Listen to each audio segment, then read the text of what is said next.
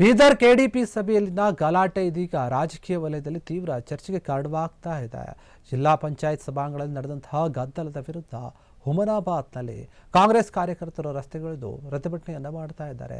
KDP ಸಭೆಯಲ್ಲಿ ಕೈ ಬಿಲಾಯಿಸಿಕೊಂಡು ಗಲಾಟೆ ನಡೆಸಿದಂತಹ ಬಿಜೆಪಿ ಶಾಸಕ ಸಿದ್ದು ಪಾಟೀಲ್ ಅವರನ್ನ ತಕ್ಷಣ ಬಂಧಿಸಬೇಕು ಅಂತ ಆಗ್ರಹ ಮಾಡಿದ್ದಾರೆ.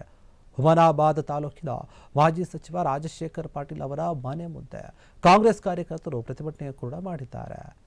ಜಿಲ್ಲಾ ಪಂಚಾಯತ್ ಸಭಾಂಗಣದಲ್ಲಿ ನಡೆದಂತಹ ಸಭ್ಯ ವರ್ತನೆ ಏನಿದೆ ಜನಪ್ರತಿನಿಧಿಗಳಿಗೆ ಶೋಭೆ ಆಗೋದಿಲ್ಲ ಅಂತ ಹೇಳಿ ಆಕ್ರೋಶವನ್ನು ವ್ಯಕ್ತಪಡಿಸಿದಂತಹ ಕಾರ್ಯಕರ್ತರು ಶಾಸಕ ಸಿದ್ದು ಪಾಟೀಲ್ ವಿರುದ್ಧ ಕಠಿಣ ಕಾನೂನು ಕ್ರಮವನ್ನು ಕೈಗೊಳ್ಳಬೇಕು ಅಂತ ಹೇಳಿ ಒತ್ತಾಯ ಮಾಡಿದ್ದಾರೆ.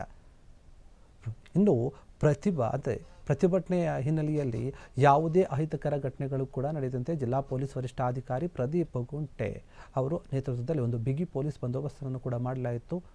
ಸ್ಥಳದಲ್ಲಿ ಹೆಚ್ಚಿನ ಪೊಲೀಸ್ ಪಡೆ ಕೂಡ ನಿಯೋಜನೆ ಮಾಡಲಾಗಿದ್ದು ಪರಿಸ್ಥಿತಿಯನ್ನು ಪೊಲೀಸರು ಸಂಪೂರ್ಣವಾಗಿ ನಿಯಂತ್ರಣದಲ್ಲಿ ಇಟ್ಟುಕೊಂಡಿದ್ದರು. ಇದೇ ವೇಳೆ ಶಾಂತಿಯುತವಾಗಿ ನಡೆದರೂ ಕೂಡ ಮುನ್ನೆಚ್ಚರಿಕೆಯ ಕ್ರಮವಾಗಿ ಪೊಲೀಸ್ ಭದ್ರತೆಯನ್ನು ಹೆಚ್ಚಿಸುವುದಾಗಿ ಹೇಳಿದ್ದಾರೆ. ಒಟ್ಟಾರೆ ಕೆಡಿಪಿ ಸಭೆಯ ಗಲಾಟೆ ರಾಜಕೀಯ ಒಂದು ಟೀಕೆಗೆ ಒಳಗಾಗ್ತಾ ಇದೆ. ಮುಂದಿನ ದಿನಗಳಲ್ಲಿ ಇದು ಯಾವ ಸ್ವರೂಪವನ್ನು ಪಡೆದುಕೊಳ್ಳುತ್ತೆ ಕಾತ್ ನೋಡಬೇಕು. ನಾವ್ಯಾವುದು ಕಾನೂನು ಕೈಯಲ್ಲಿ ನಾನೇನೋ ಈಗ ಮಾಡಿದ ಮೂಲಕ ಕೇಳಿದೆ. ನಾನು ಒಂದ್ ಕಡೆ ಶಾಸಕರು ಹೇಳ್ತಾ ಇದ್ದಾರಂತ 144 ನಾನೇ ಮಾಡಿಸಿದ್ದೀನಿ ಅಂತ. ನೀ ಮಾಡ್ಸಕ್ಕೆ ನೀನ್ ಚೀಫ್ ಮಿನಿಸ್ಟರ್ ಮಾಡ್ಸಕ್ಕೆ ಇವ್ರಿಗೆ ಮಾಡ್ಸಕ್ ಅಧಿಕಾರ ಇದೆಯಾ? ಮಾಧ್ಯಮ ಕ್ಷೇತ್ರ ಇದೇನಪ್ಪ 144 ಮಾಡ್ತಕ್ಕಂಥದ್ದು ತಹಸೀಲ್ದಾರ್, SP, DC ಅವ್ರಿಗೆ ಮಾಡ್ತಕ್ಕಂಥ ಅಧಿಕಾರ. ಈಗ ನಾನು ಎಕ್ಸ್ ಮಿನಿಸ್ಟರ್ ಇದ್ದೀನಿ, ನಮ್ಮ ತಮ್ಮರ ಸೋದರ MLC ಅಂದ್ರೆ ನೀವು 144 ಮಾಡಿದ್ರೆ 144 ಮಾಡಕ್ಕಾಗಲ್ಲ.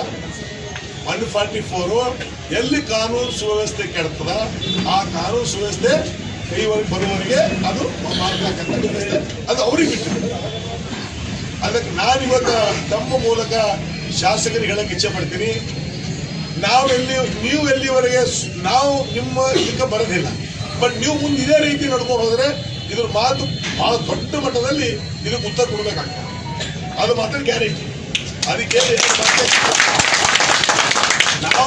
ನಾವೆಲ್ಲಿ ಕೂಡ ತಪ್ಪು ಮಾಡಂಗಿಲ್ಲ. ಅವ್ರು ತಪ್ಪು ಮಾಡಿ ಪದೇ ನಮ್ಮ ಮ್ಯಾಗ ಬೀಳ್ತಾ ಬಂದ್ರು ಅಂದ್ರೆ ಈಗ ನೋಡಿ, ಮನುಷ್ಯ ಎಲ್ಲಿವರೆಗೆ ಕಾಯ್ತಾರ ಇಲ್ಲಿವರೆಗೆ ಕಾಯ್ತಾರೆ. ಇದು ಮುಂದೆ ಬಂದ್ರೆ ಏನು ಕಾಯಕ್ಕಾಗಲ್ಲ. ನಾವಾಗ ಏನು ಮಾಡೋದಿಲ್ಲ. ಅವ್ರಾಗೆ ಕಾಲು ಎತ್ಕೊಂಡು ನೀವು ನೋಡಿದ್ರಿ. ಕ್ಷಣ ಕ್ಷಣದ ಸುದ್ದಿಗಳಿಗಾಗಿ ಫ್ರೀಡಂ ಟಿವಿ ಸಬ್ಸ್ಕ್ರೈಬ್ ಮಾಡಿ, ಲೈಕ್ ಮಾಡಿ ಹಾಗೂ ಫಾಲೋ ಮಾಡಿ. ಹೊಸ ಸುದ್ದಿಗಳ ನೋಟಿಫಿಕೇಶನ್ಗಾಗಿ ಬೆಲ್ ಐಕಾನ್ ಮೇಲೆ ಕ್ಲಿಕ್ ಮಾಡಿ.